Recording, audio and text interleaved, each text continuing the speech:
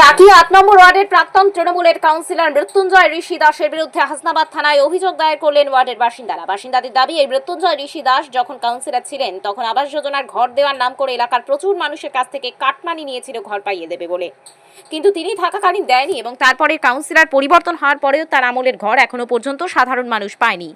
উপভোক্তাদের অভিযোগ, টাকা চাইতে গেলে মৃত্যুঞ্জয় ঋষি দাস পরিষ্কার জানিয়ে দিয়েছেন যে তিনি এখন ক্ষমতায় নেই, তাই তিনি কোনো টাকা দিতে পারবেন না। এরপরেই যারা টাকা দিয়েছিল ঘরের জন্য তারা হাসনাবাদ থানায় লিখিত অভিযোগ দায়ের করেছে। তাদের দাবি, অবিলম্বে তাদের টাকা ফেরত দিতে হবে। কাটমানি দিয়েছিলাম দিদি, ঘরের টাকা দিয়েছিলাম, সেই জন্য আমরা ফেরত পাইনি বলে সেই অভিযোগ এখানে এসেছি। কাটমানির টাকা কাকে দিয়েছিলেন? মৃত্যুঞ্জয় ঋষি দাস ৮ নম্বর ওয়ার্ডে। কোথায় জায়গার নাম? টাকি থোবা ৮ নম্বর ওয়ার্ড। ওনার কাছে টাকা চেয়েছিলেন? না, হ্যাঁ টাকা চেয়েছিলাম, উনি বললো আমি এখন পদে নেই, আমি দিতে পারবো না। উনি এই কথা বললেন? হ্যাঁ। কিন্তু এখন কি চাইছেন আপনারা? আমরা চাইছি সুস্থভাবে আমাদের কাটমানির টাকাটা যাতে ফেরত পাই, এই দাবিতে আমরা এখানে এসেছি।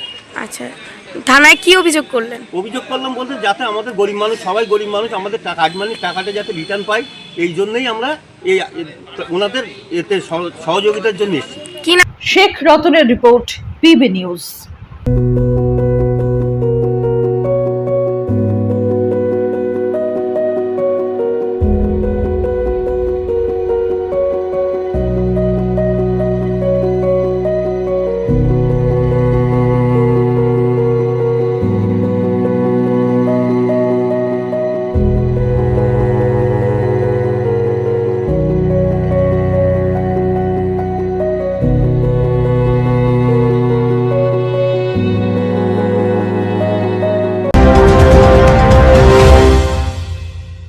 ডিগ্রি করার পরেও চাকরি নেই, অথবা স্কুল কলেজের পাশাপাশি একটা কোর্স করে ব্রাইট ক্যারিয়ার বানাতে চান? মাল্টিমিডিয়া ইন্ডাস্ট্রিতে রয়েছে প্রচুর ভ্যাকেন্সি ও ভালো ক্যারিয়ার বানানোর সুযোগ। চলে আসুন মুপল ইনস্টিটিউট অফ অ্যানিমেশন এবং ডিজাইন বর্ধমান সেন্টারে। Animation, VFX,